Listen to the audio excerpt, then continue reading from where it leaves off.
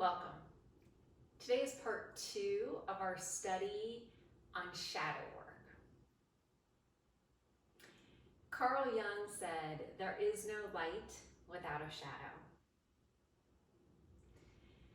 So we all have shadow work to do. We all have to go within and look at the things that we're not so proud of.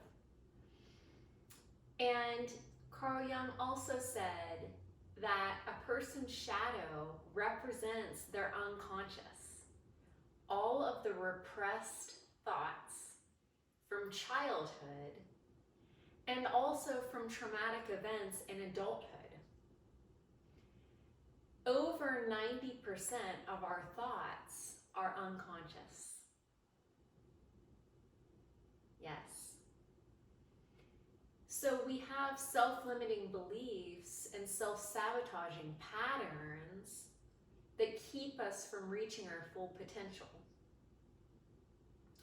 Doing our shadow work is an essential part of personal growth, personal development. We have to go in and look at those aspects of ourselves that we don't like, that we don't understand, that we don't know why we do things. We have to go in and look at that, or else we can never reach our full potential. So I'm going to go into it a little bit today. This is heavy stuff. And then I'll go into it a little deeper tomorrow in our final part in the 3-part series, okay? So I'm going to give you 4 benefits of doing shadow work today, and then I'll give you even more benefits tomorrow. So stay tuned. Please join me again tomorrow. You don't want to miss it. It's important work. And I'm giving you all these tips for free. So one tip is it creates confidence. Number 2, it creates clarity, free thinking mind. 3, it opens up a creative energy within you. You will be free to create. So you'll do better at work, you'll do better at home, you'll do better in every aspect of life.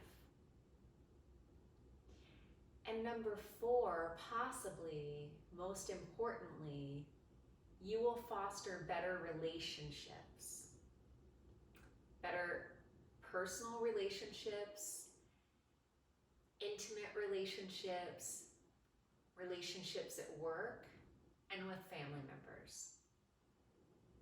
And that is because our shadow self will project things that we don't want to feel or see onto other people. Not in the way that a manipulative person or a narcissist does. We don't do it on purpose. But when we start to see a quality that we're not proud of, we immediately put that on someone else because we don't want to admit it to ourselves. And the fact is we need to. We need to understand our emotions. We need to own our emotions. And then we need to sit back and observe them so that we can understand them and accept ourselves for who we are. That's what shadow work is all about. It's about full acceptance. The good, the bad, the ugly, right? So shadow work is full love and acceptance of ourselves. And what that does is eliminate the self-limiting beliefs and self-sabotaging behaviors that we are unknowingly, subconsciously, unconsciously doing that are preventing us from reaching our full potential. So today I'm going to give you 3 journal prompts, and then again tomorrow more in-depth journal prompts. And journaling is a great way to bring darkness out into the light without airing our dirty laundry, so to speak, or sharing our deepest, darkest secrets with a stranger. So it feels safe to get it out from within, on onto a piece of paper. And your journal does not need to be anything fancy, folks. It can be a notebook, a spiral notebook. If you want it to be fancy, you can, or it can just be a loose leaf piece of paper. As long as you can write down your thoughts and your feelings, that is what's important, because now we're bringing it out from the depth, the dark, and into the light where we can heal. Once we become aware, we bring the unconscious into consciousness. That's where we can facilitate change, transformation, and growth. That's where the magic is. That's where the fun begins. Okay, so prompt number 1, and I will put these in the comments so that you don't have to keep going back and rewatching. Not that you're not welcome to. I would love for you to keep watching the videos, right? Share these with your friends, by the way, and family members. I hope that you will. I would love that. I'd be honored.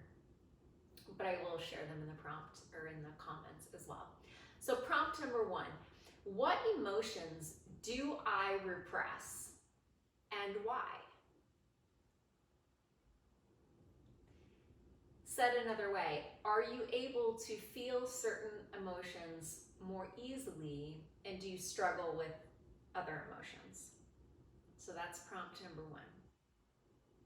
Prompt number 2, what are my biggest fears?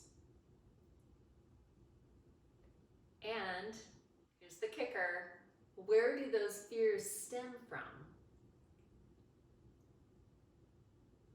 Childhood, adult trauma, where do those fears come from?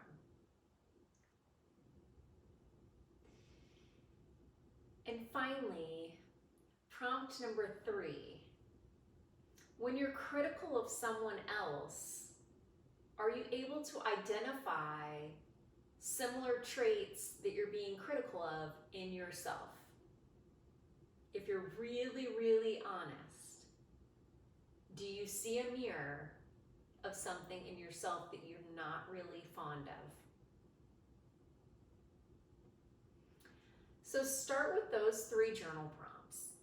This can be very emotional. It can be very draining. I'll be honest with you. But once you're finished with it, it's very cathartic and very freeing. So that's the good news. So as you do these journal prompts, I would encourage you to be in a very cozy setting.